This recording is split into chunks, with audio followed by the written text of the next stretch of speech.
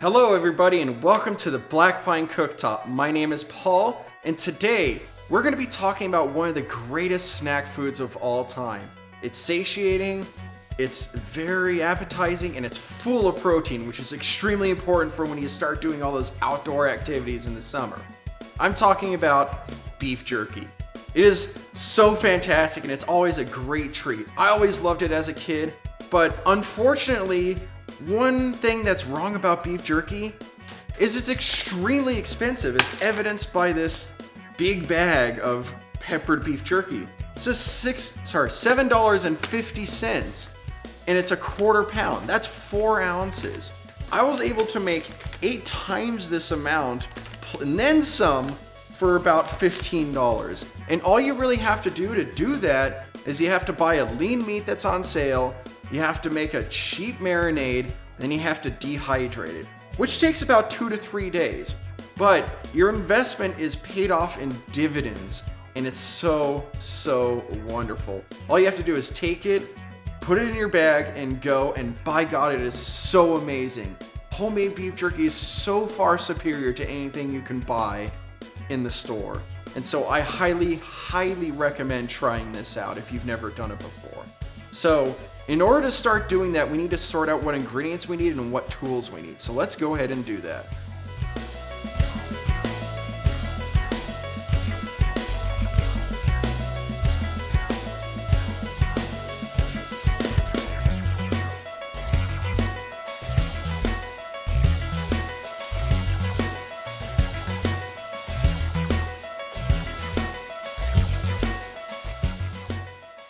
Okay, and with that, we are ready to begin.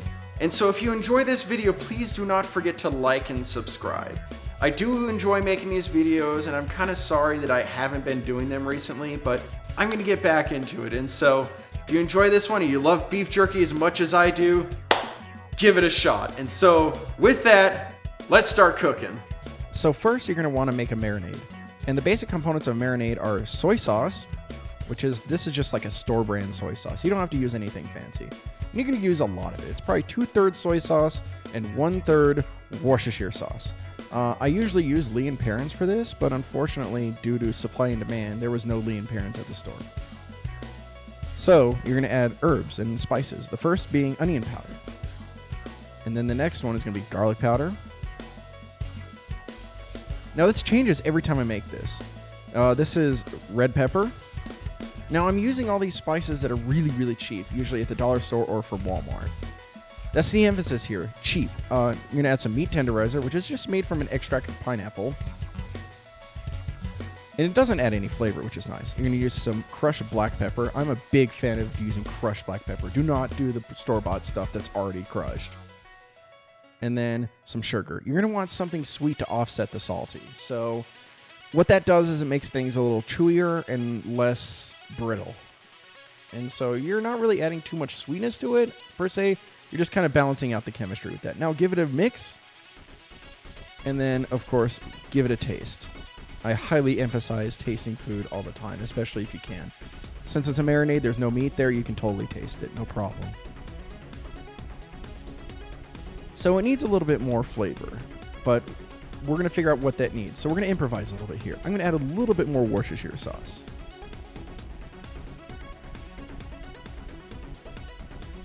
Okay, now remember, this is going to be a very powerful sauce. It's going to be really salty.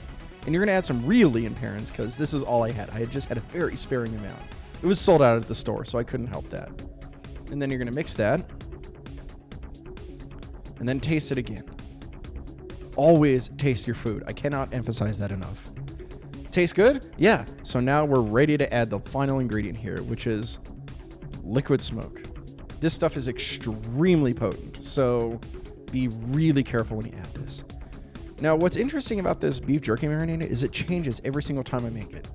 I've done it with really spicy peppers like Carolina Reaper and things like that. I've also done it with teriyaki sauce. You can do it whatever your heart contents at that point, which is really cool. So with that, let's pull that all aside. Let's clean up our work area, and let's get ready to cut the meat.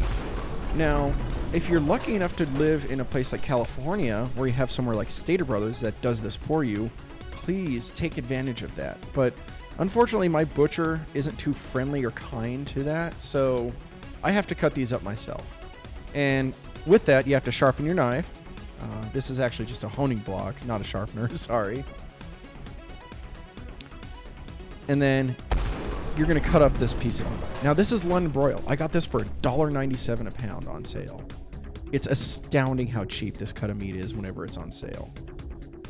And so I think this cut of meat was $5. And as you can see, there's a little bit of fat on it, which is kind of, You don't want to have fat in beef jerky because it doesn't keep very well. So you're just going to cut off that fat and set it aside. I usually keep it for something like stock. And then you're going to cut everything into thin strips.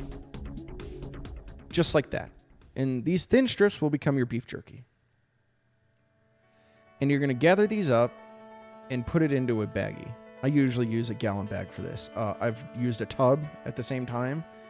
And I like the bag method a little bit better than the tub, just because the marinade surrounds it. I don't like to vacuum bag it because sometimes I like to reopen it and add things to it. And this allows me to do that. And so I also got a second piece of London Broil. I think this was like $4.30 or something like that. It was extremely cheap. So get as many of these lean pieces of meat off of this as you can and add it to your bag. When everything was said and done, everything was cut off and everything, I think I had a little bit less, or around the ballpark of about 5 pounds of meat. And usually you'll lose about half to a little bit more than half of that when you dehydrate things due to water weight. So with that, when everything's in your bag, add the marinade. Make sure you stir the marinade up really well when you add this, because you don't want any bits of spice stuck at the bottom of the bowl. That's all the good stuff that you want to be in there. So make sure you get all the air out of this, and then just kind of massage it, flip it upside down, move it around. Make sure that the marinade is into all of the pieces. Just like that. And with that, we are almost ready to go. Set that aside, and then grab a piece of plastic Tupperware. Just any old piece is fine, or it could even be a bowl. It doesn't matter. Something like that. And then put your marinated beef jerky in there. And what this will do is it'll keep it from leaking if it tends to tear. And so we're going to put this in the fridge and let it marinate for 1 to 2 days. Of course, the longer the better. Now, let's speak to this method for a little bit. I'm going to use a roll of paper towels and then a dehydrator and then the beef jerky itself. And so what this will do is we'll dry the jerky this way and then load it into the dehydrator. We want to pat these dry so that way the dehydrator does not have as difficult of a time. So you just lay it over the paper towel rig, just like that. Straight out of the bag. And then just pat them dry. Trying to get as much of that marinade off as you can, because it'll slow down the dehydrating process. And then just load them up. You can kind of see that the marinade didn't really penetrate as much as the jerky as we would really like. That's because I only marinated these for like overnight. If you did them for about 2 days, it would be much better. So you just keep loading them up, and make sure you leave a little bit of space in between everything, because a dehydrator works off of convection, so it needs space for the air to flow into. So keep that in mind when you load these up. And just keep loading them up, patting them dry and load them up, pat them dry and load them up. Depending on what style of jerky you want to do, you can also add more peppers or crushed pepper on top of this, or anything that you want, really. The world is your oyster with this, and I'm just giving you a method that works for me.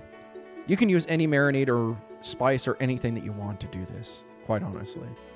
And so with that, we're loaded up, we put the lid on. Now this dehydrator only has one speed, which is on, and it works great. I think I bought it for $30 at Bed Bath & Beyond. And I think I got 2 extra trays for maybe $10. Dehydrators are extremely cheap nowadays. And so we're going to do that for about 8 hours. And after 8 hours, your jerky looks like this. It's dry, it's dark, and it has that amazing beef jerky-esque texture, because, let's be honest, it's jerky now. This is legit beef jerky. And you did this by spending maybe $15 to $20. This is how you beat the big bag beef jerky, man, is by doing this. And it's so much better because you know every ingredient that's going into this. And so you just load up your Tupperware, And just like that, you have about 2 to 2.5 pounds of wonderful beef jerky. And just look at that. That's going to last for about 4 days in my household because I love beef jerky. I go through it all the time. But it's a great snack, and you're going to enjoy this a lot. So thank you for watching. Take care.